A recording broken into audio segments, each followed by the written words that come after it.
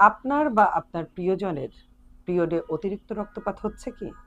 অথবা তলপেটে প্রচণ্ড ব্যথা বা ভার বোধ করছেন কি? এই লক্ষণগুলি হতে পারে জরায়ু টিউমার বা ফাইব্রয়েডের লক্ষণ। আসসালামু আলাইকুম। আমি ডাক্তার আমিলা ফেরদৌস। আজকে যে বিষয়টি নিয়ে আলোচনা করব সেটি জরায়ুর সবচেয়ে কমন টিউমার বা ফাইব্রয়েড নিয়ে। সাধারণত ৩০ থেকে ৫০ বছর বয়সী নারীরা এই টিউমারটিতে বেশি আক্রান্ত হন। ফাইব্রয়েড এটি একটি অঘাতক টিউমার, মেডিকেলের ভাষায় যেটিকে বলা হয় বিনাইন টিউমার। এই টিউমারটি প্রচণ্ড স্লো গ্রোয়িং, অর্থাৎ খুব ধীরে ধীরে খুব আস্তে শরীরে বেড়ে ওঠে। অনেক সময় পেশেন্টরা টেরই পান না যে ওনার এই টিউমারটি হয়েছেন। অন্য যে কোনো অসুখ নিয়ে আসলে আল্ট্রাসোনোগ্রাম করার সময় অনেক সময় এই টিউমারটি দেখা যায়। আবার অনেক ক্ষেত্রে টিউমারের সাইজে বড় হয়ে গেলে সেই ক্ষেত্রে বেশ কিছু লক্ষণ নিয়ে পেশেন্টরা আমাদের কাছে আসেন। তো যে লক্ষণগুলো নিয়ে সাধারণত পেশেন্টরা আমাদের কাছে আসেন সেগুলো হচ্ছে অনিয়মিত মাসিক বা মাসিকে প্রচণ্ড রক্তপাত, এছাড়া তলপেটে প্রচণ্ড ব্যথা, ভারবোধ, এছাড়া ঘন ঘন প্রস্রাব এবং বন্ধ্যাত্ব বা সন্তান জন্মদানে জটিলতা। এখন কথা হচ্ছে যে কি কারণে, ঠিক কি কারণে ফাইব্রয়েড টিউমারটা হয়ে থাকে।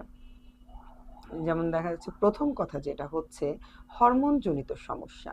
পেশেন্টের হরমোনজনিত সমস্যার কারণেই সর্বাধিক এই টিউমারটি হয়ে থাকে। এছাড়া পারিবারিক ইতিহাস, অর্থাৎ বংশগতভাবেও এই টিউমারটি হতে দেখা যায়। এছাড়া যেটি রয়েছে স্থূলতা বা ওবেসিটি, এই কারণেও এই টিউমারটি হতে দেখা দেয়। প্রায় ৭০ থেকে ৮০% নারী ছোট বড় বিভিন্ন আকারে এই জরায়ু টিউমারে আক্রান্ত হন। তো এতেই বোঝা যাচ্ছে যে টিউমারটি আসলে কতটা কমন। তবে প্রশ্ন থাকে, সব টিউমারই কি ক্ষতিকর? একদমই না। অনেক সময় পেশেন্টটা টেরই পান না, আগেই বলেছি যে পেশেন্টটা টেরই পান না তিনি জরায়ুতে টিউমার নিয়ে আছেন। অন্য যে কোনো রোগ বা বেশিরভাগ ক্ষেত্রে যেটা হচ্ছে যে সন্তান ধারণের পর আল্ট্রাসাউন্ড করতে গিয়ে দেখা যায় যে তার জরায়ুতে টিউমার রয়েছে। আবার অনেক সময় অনেক পেশেন্ট জানতেই পারেন না, হয়তো তার জীবন অবসানই হয় এই টিউমারটা নিয়ে। অনেক ক্ষেত্রে কোনো রকম চিকিৎসা ছাড়াও সেরে যায় এই টিউমারটি। কিন্তু যখন জটিল লক্ষণগুলো দেখা যায় এবং এটা নিয়ে অবহেলা করেন পেশেন্টরা, সেই ক্ষেত্রে ভবিষ্যতে এই রোগটি জটিল রূপ ধারণ করতে পারে।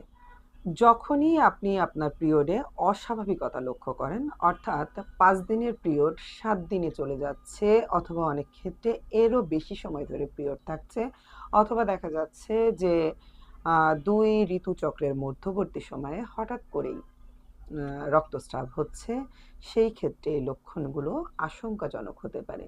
তবে ভয়ের কিছু নেই। নিয়মিত চেকআপ, ডক্টরের পরামর্শ এবং ব্যবস্থাপত্র অনুযায়ী ওষুধ সেবনের মাধ্যমে অবশ্যই আপনি এই রোগটি থেকে সুস্থ হতে পারবেন। আপনার জীবন আপনার সম্পদ।